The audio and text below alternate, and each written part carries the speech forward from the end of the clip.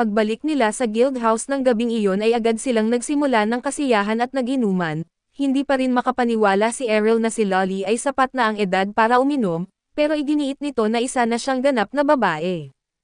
Kahit maliit lang siya tingnan ay hindi pa rin makapaniwala si Errol na natalo niya mag-isa ang 5A rank na mandirigma mula sa pinakamagaling na guild sa bansa. Naisip ni Lolly na kailangan niyang akitin si Errol dahil ito ang kanyang pagkakataon para makaalis sa kahirapan at kawalang pansin. Sinubukan niyang hingin ang kamay ni Errol sa kasal at sinasabing kaya niyang ibigay lahat ng gusto nito, pero tinanggihan siya ni Errol at iginiit na mas gusto niya ang kagaya ni Ray. Namula agad si Ray at napatayo at sinigawan si Errol na tigilan ang pagsasabi ng mga ganoong bagay para lang matatanggihan si Lolly, pero seryoso si Errol at tinanong niya kung bakit iniisip ni Ray na niloloko lang niya ito. Giit ni Ray na noong bata pa sila ay tinawag siyang lalaki ni Errol habang nag-e-ensayo sila ng espada. Ayon kay Ray na lahat ng nakikilala niya ay binabanggit na wala siyang pambabaing alindog, pero napansin ni Errol ang dalawang dahilan kung bakit mali sila at hindi siya sumang-ayon. Napagtanto ni Lolly na wala talagang ideya si Ray kung ano ang kanyang pinakamalakas na sandata at kung paano niya ito magagamit, kaya hindi niya kailangang mag-alala rito at pagkatapos noon ay sinimulan ni Lolly na himasin ang mga binti ni Errol, sinasabing siguradong pagod ito sa pakikipaglaban buong araw at inimbitahan itong pumunta sa kanyang silid. Agad namang nahiya si Ray at pinagsabihan si Lolly na tigilan ang pagsasabi ng mga kababalaghan, ngunit ngumiti lang si Lolly at ipinaliwanag na simpleng masahe lang naman iyon bilang gantimpala sa kanyang pagod. Sa kanyang gulat ay ipinaliwanag pa ni Errol na mas gusto niyang si Ray ang magmasahe sa kanya, para kay Errol ang masahe ay ang bugbugin siya ni Ray sa training ground habang pinag-aaralan niya ang reinforcement magic, na kay dali lang gamitin ni Ray dahil sa klase at kakayahan nito. Pinanood sila ni Lolly mula sa balcony at nagtataka kung alam ba talaga ni Errol kung ano ang ibig sabihin ng masahe. Ang ingay nila ay nagpapagising sa ama ni Ray na bumababa sa training ground habang lasing pa at nagrereklamo sa ingay. Sabi niya na hindi nila kailangang ilabas ang inis sa pagkatalo sa gitna ng gabi, ngunit iginiit ni Ray na nanalo sila sa laban at ang kalaban nila ay ang kasalukuyang pinakamahusay na guild at nakuha nito ang atensyon ng kanyang ama, pero inakala niyang mga baguhang miyembro lang ng Black Blade ang nakalaban nila. Subalit lalo siyang nagulat nang sabihin ni Lolly na puro A-rank ang mga kalaban nila at si Errol lang ang tumalo sa lahat ng mag-isa, dahil dito ay natauhan agad ang ama ni Ray sa sobrang lasing at tinitigan si Errol na puno ng pasa at sugat, nagtataka kung totoo bang ganun ito kalakas. Ipinagmamalaki ni Lolly na marami siyang tayang pusta at dahil nilampaso ni Errol ang kalaban na grupo at tumama siya ng malaki, dahil doon ay hindi lang sila nakabayad ng lahat ng utang, kundi may sobra pa silang pera para sa mga gastusin ng kanilang guild. Pero hindi ganoon kapositibo ang ama ni Lolly at ayon sa kanya kung sakaling totoo ngang ganoon kalakas si Errol, siguradong kukunin siya ng mas malalaking guild na yung mas makapangyarihan at mas mayaman, kaya sinabi niyang huwag masyadong umasa si Lolly. Sagot naman ni Lolly na hindi niya kailangang mag-alala dahil balak na niyang pakasalan si Errol kaya't habang buhay na silang magkasama, agad namang ipinaliwanag ni Errol na wala siyang balak gumawa ng ganoong bagay, pero agad niyang hinarap ang ama ni Lolly at sinabing oo, baka nga matigas ang ulo ni Lolly pero hindi siya duwag na sumusuko agad sa lahat ng bagay. Halatang patama iyon sa ama ni Lolly kaya't tiningnan siya nito ng masama pero hindi pa rin napansin ni Errol ang sitwasyon at nagpatuloy pa. Ipinaliwanag na dapat itigil na ng matanda ang pagiging iyakin at magpakita ng tapang tulad ng dati, dahil may isa pa naman siyang kamay at kaya pa niyang humawak ng espada. Biglang nagalit ang ama ni Lolly at hinawakan si Errol sa kwelyo at sinabihang huwag siyang magsalita tungkol sa mga bagay na hindi niya alam, giit nitong ang isang dual-wielding swordsman na hindi na kayang gumamit ng dalawang espada ay wala ng silbi. Ngunit sumagot si Errol na hindi siya sang-ayon dahil siya mismo ay isang classless swordsman na patuloy pa ring lumalaban at nagsisikap umangat sa mundong ito. Pagkarinig nito ay itinulak siya ng ama ni Lolly at umakyat pabalik sa itaas. Agad namang lumapit sina Ray at Lolly kay Errol para tanungin kung ayos lang ba siya. Humingi ng paumanhin si Lolly sa inasal ng kanyang ama at nagpasalamat dahil ipinagtanggol siya ni Errol at sagot ni Errol. Kahit nawala ng isang braso at matagal nang hindi lumalaban ang kanyang ama ay napakalakas pa rin nito.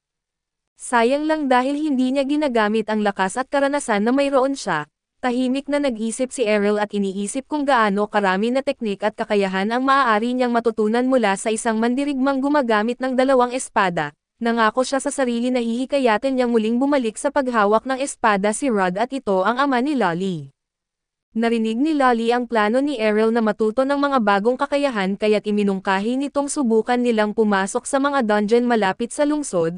Wala namang ideya si Errol kung ano ang dungeon, kaya ipinaliwanag ni Ray na ang dungeon ay mga kuwebo sa ilalim ng lupa kung saan lumalabas ang daan-daang halimaw.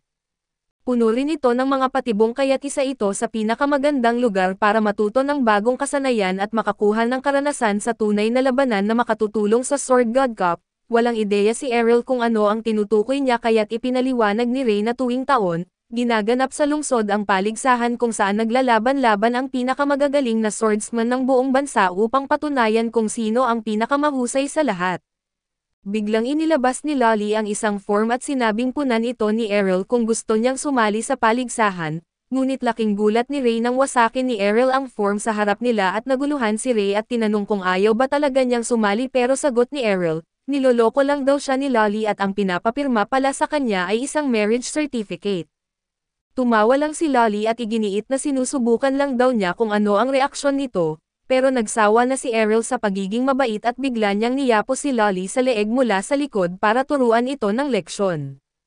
Kinabukasan ay nagising si Errol at nadatnan si Lolly na sinusubukan siyang akitin pero mabilis niyang naiwasan at tinali ito sa kama bago umalis. Maya-maya ay nagtungo silang lahat sa dungeon at ipinaliwanag ni Lolly na bawat isa ay kailangang tumayo sa mga teleportation circle para makapunta sa dungeon level na gusto nila.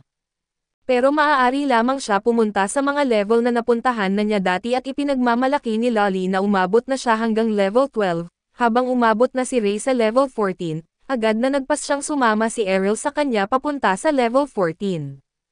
Pero sinabi ni Lolly na hindi ganoon ang sistema na kailangan munang pisikal na makarating si Errol sa level na iyon bago siya makabalik doon muli. Medyo nakakadismaya iyon para kay Errol dahil gusto niyang lumaban agad sa pinakamalalakas na halimaw. Ngunit sinabi ni Lolly na huwag siyang mag-alala dahil alam niya ang isang maikling ruta na magdadala sa kanila sa mas mababa na palapag ng mas mabilis. Pumayag sila sa plano pero sinubukan ni Lolly na mapalayo si Errol kay Ray. Ipinahayag niyang kaya na ni Ray ang level 14 run niya na mag-isa at hindi kailangan ni Errol ng dalawang gabay kaya't sinimulan niya itong mahila palayo, pero hindi ganoon kadali na malinlang si Errol na tinawag niya si Ray para sumama sa kanila. Pagpasok nila sa unang palapag ay agad silang inatake ng dalawang knight na may suot na mabibigat na armor. Agad hinugot ni Errol ang espada niya at nakipagsagupaan sa isa, habang si Ray naman ang humarap sa pangalawa.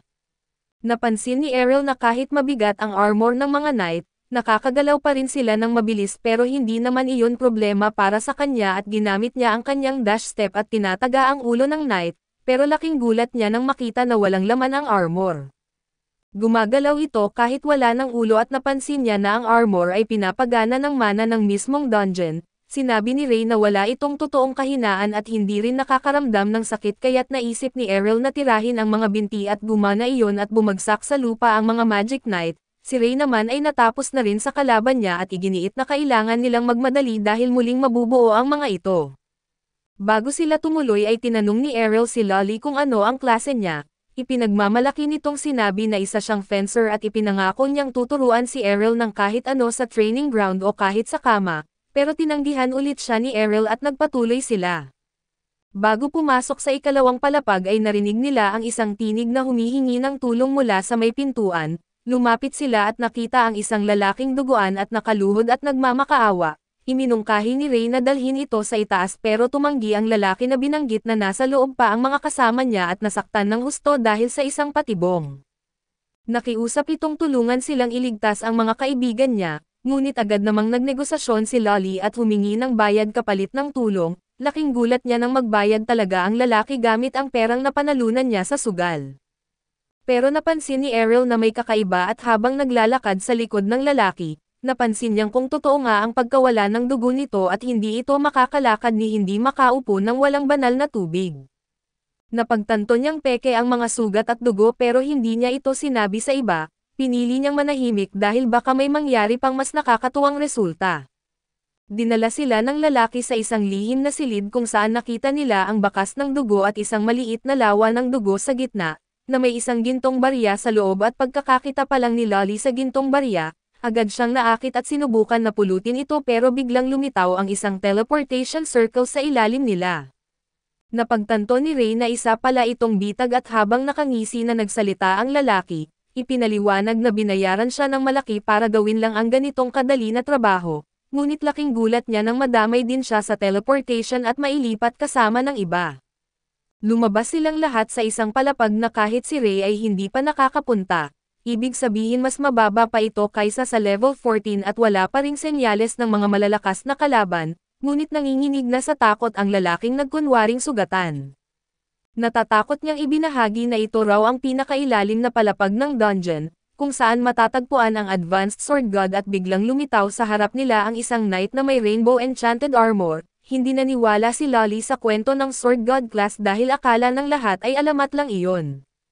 Pero agad namang napagtanto ni Errol kung gaano kalubha ang sitwasyon at itinulak si Lolly palayo, eksaktong sandali bago magbitaw ng napakalakas na aerial slash ang sword god na halos nagpaguho sa pader ng dungeon.